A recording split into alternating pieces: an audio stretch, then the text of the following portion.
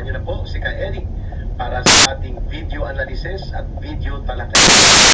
Kahapon po umugong dito sa ating mga balita na tinalakay ang mga pagpapahayag at pagbubunyag na ginawa ng isa na namang batang kongresista galing po sa Batangas, no?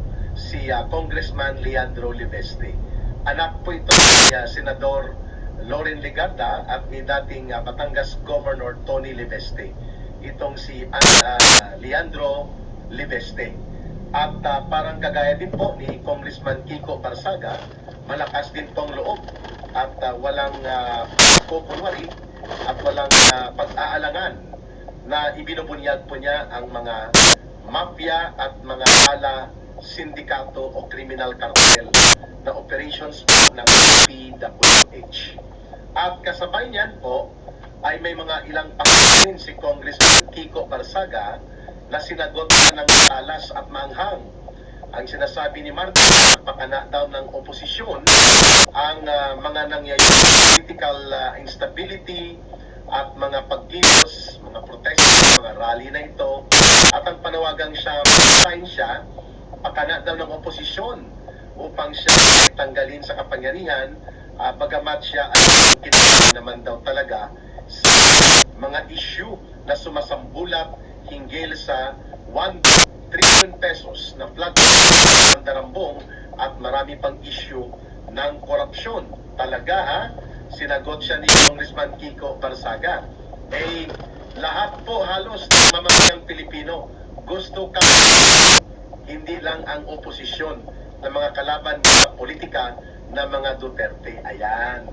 So pag-usapan po natin ito at itong nakakatawa na mga banat, no, sa poll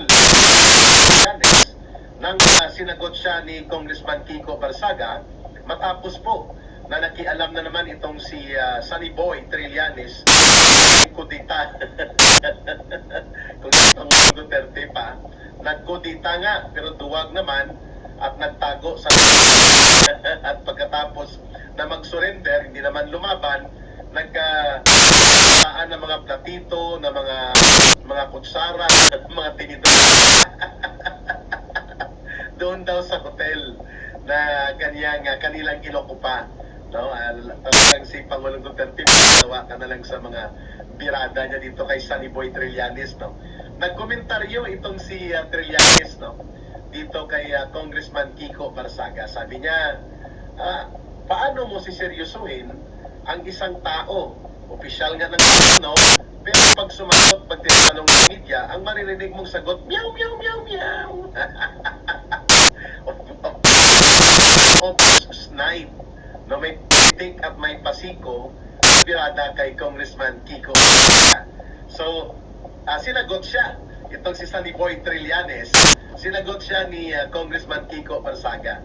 Sabi niya, ingit ka lang. Kasi kahit anong aw-aw mo, hindi ka pinapansin ng taong bayan.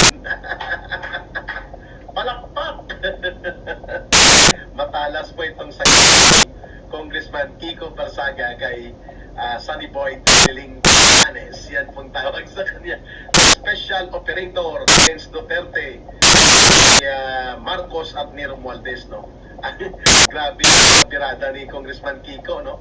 Maiksi lang pero talagang sa poll sa si Trillanes nang sinagot siya ni Kiko Barsaga na ingit ka lang dahil kahit anong aw-aw mo hindi pinapalagay.